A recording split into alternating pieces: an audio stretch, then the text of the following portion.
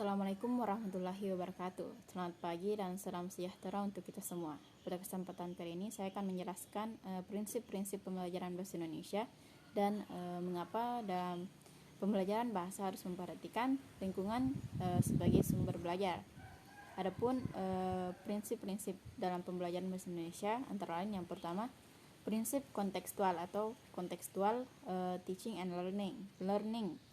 Contextual teaching and learning merupakan proses pembelajaran yang holistik dan bertujuan membantu siswa untuk memahami makna materi ajar dengan mengaitkannya terhadap konteks kehidupan mereka sehari-hari seperti konteks pribadi, sosial, dan kultural, sehingga siswa memiliki pengetahuan atau keterampilan yang dinamis dan fleksibel untuk mengkonstruksi sendiri secara aktif pemahamannya.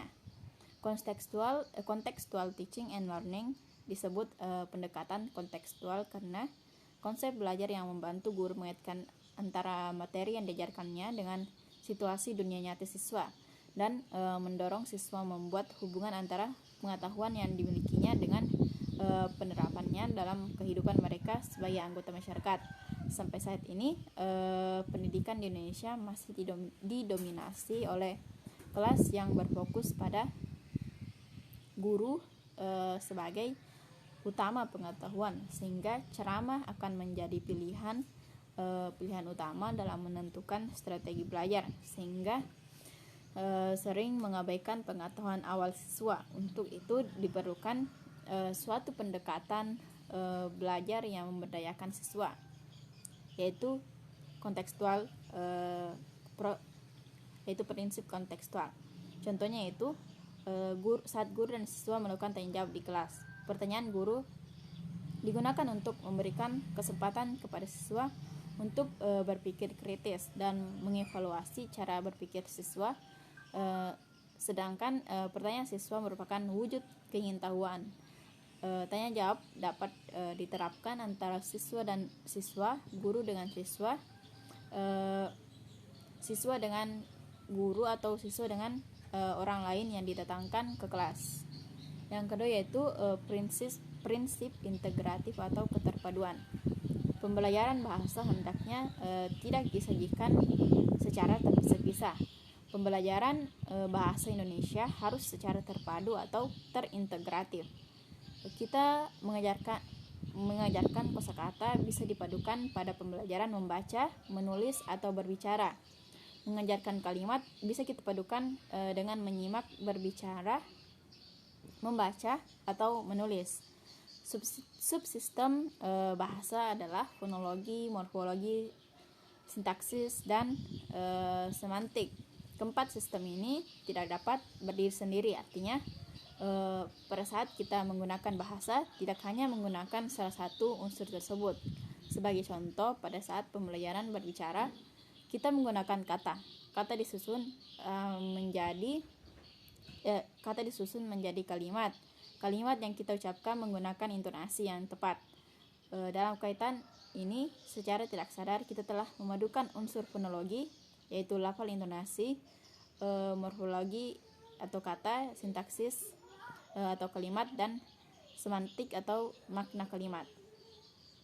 Yang ketiga yaitu prinsip fungsional. Prinsip fungsional dalam pembelajaran bahasa pada hakikatnya sejalan dengan konsep pendekatan komunikatif. Konsep pendekatan komunikatif mengisyaratkan bahwa guru bukanlah penguasa dalam kelas. Guru bukanlah satu-satunya pemberi informasi dan sumber belajar. Sebaliknya, guru harus sebagai penerima informasi.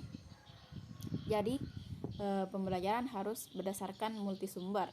Dengan kata lain, sumber belajar terdiri atas peserta didik, guru, dan lingkungan sekolah.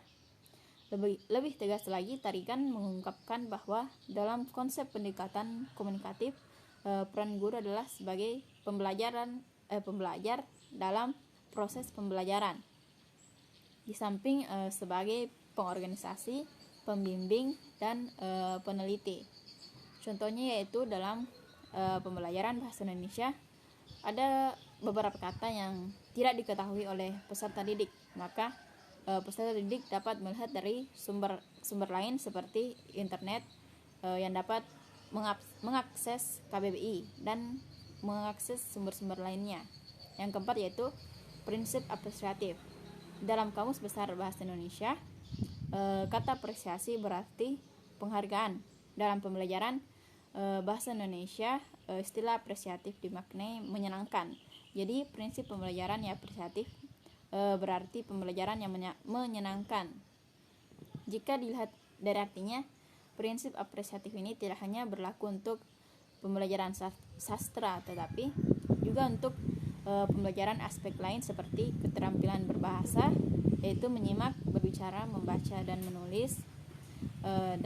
Dalam hal ini, pembelajaran sastra dapat dipadukan dalam pembelajaran keempat keterampilan berbahasa. Contohnya, jika guru memberikan kesempatan pada peserta didik untuk menampilkan tugasnya di hadapan teman-temannya, ada peserta didik yang bersedia dan ada peserta didik yang bersedia, guru tersebut mengapresiasi peserta didik yang berani maju tersebut dengan tepuk tangan atau memberikan permen agar peserta didik tersebut merasa senang. Adapun yang kedua itu mengapa dalam pembelajaran bahasa harus memperhatikan lingkungan sebagai sumber belajar, karena lingkungan dapat berperan sebagai media belajar juga sebagai objek kajian. Penggunaan lingkungan sebagai sumber belajar akan membuat siswa merasa senang. Belajar dengan menggunakan lingkungan tidak selalu harus di luar kelas. Bahan-bahan dari lingkungan dapat dibawa ke ruang kelas untuk menghemat biaya dan waktu.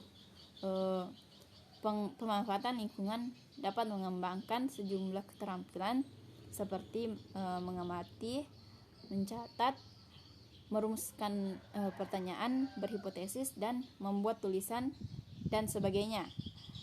Sekian